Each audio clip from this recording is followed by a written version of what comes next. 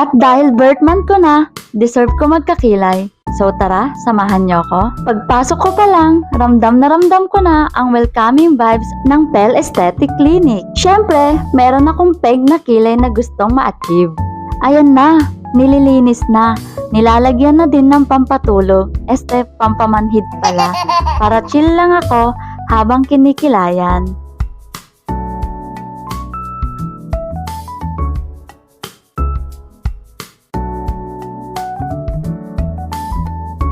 Sinisipat pa talaga yung kilay ko. Parang may thesis defense ah. Seryosang titig. Ha? Measure dito, guhit doon. Pantay dapat. Kasi hindi pwedeng mag-away yung kilay ko.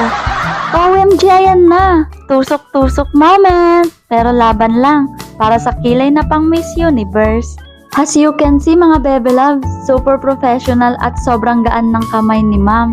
Kaya ako, relax lang habang inaayos ang kilay ko.